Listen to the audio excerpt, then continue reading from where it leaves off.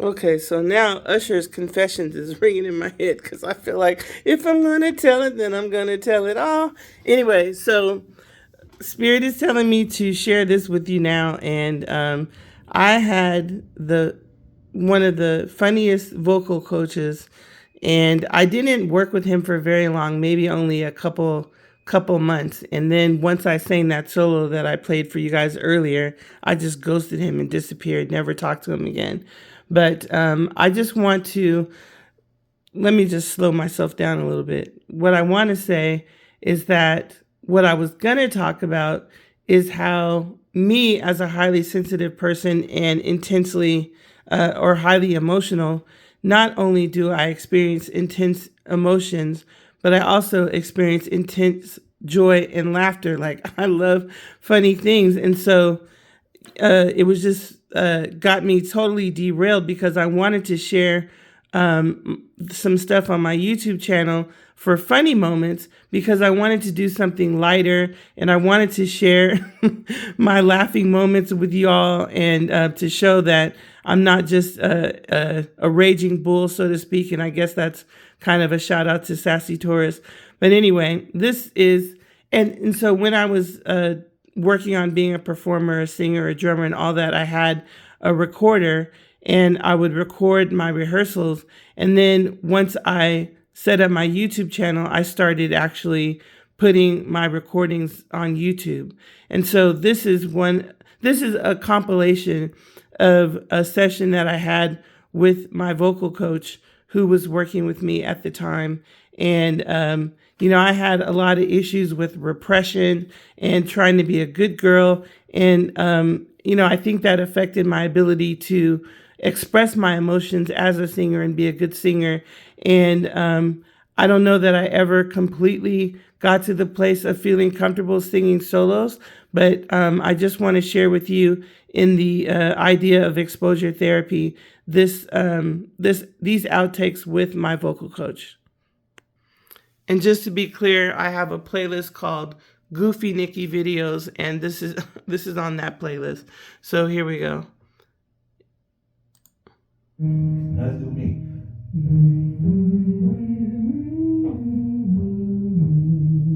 Yeah, no, that was good. That was good. I want you to keep working on that kind of sound. Trying to smooth that out and make it so sweet that I want to jump out of my clothes and jump over there on you.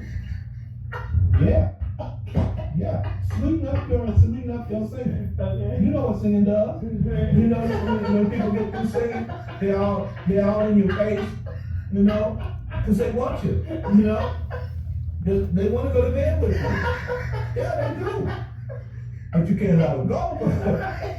But it does. You want to get your voice to the point where you got that kind of sweetness and richness in it that makes everybody just want to lay down and fuck the hell out of you.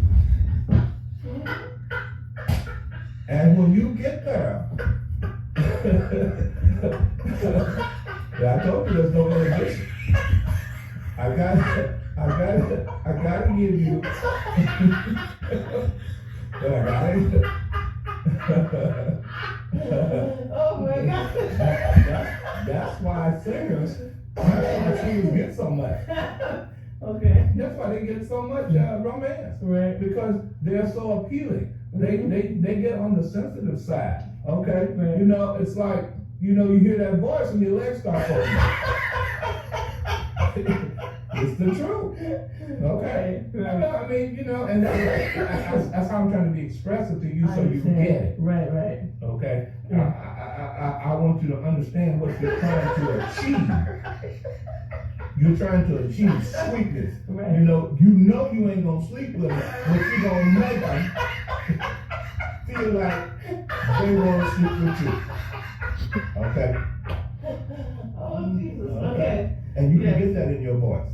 Okay. And you got to know it when you're doing it. That's the reason I'm taking you over there. You want that richness. You want that sweetness. I don't know who you got in your life, but when you got a man, a woman, whatever's in your life, when you sing to them, they just, You become overwhelmed and excited, right? You know, and you know this is, and so that's a challenge for you. That's a challenge to make your voice as sweet as you can. I'm gonna tell you, this is a song I do.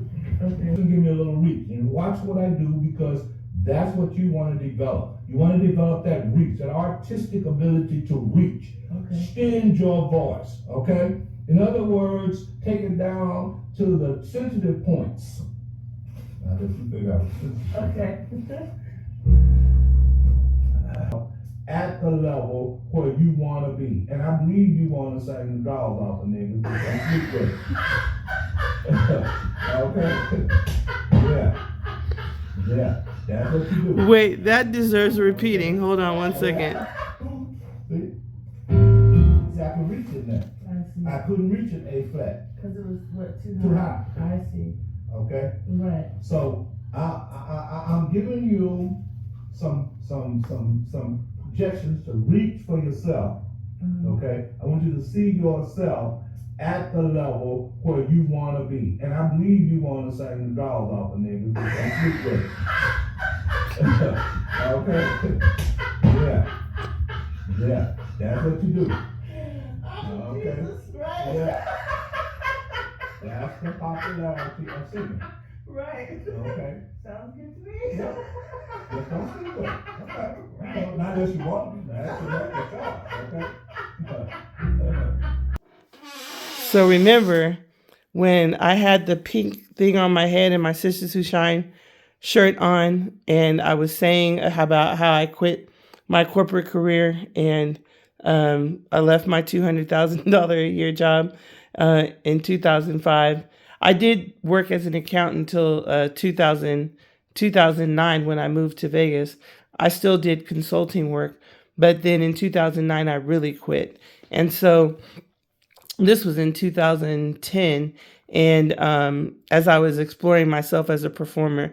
So like I said, when I said I quit that $200,000 a year job, even though I was broke as a joke and didn't have any money, as you can see, it was the happiest in life that I probably ever had been, because I was finally doing what I thought I wanted to do at the time. So thank you for letting me share that.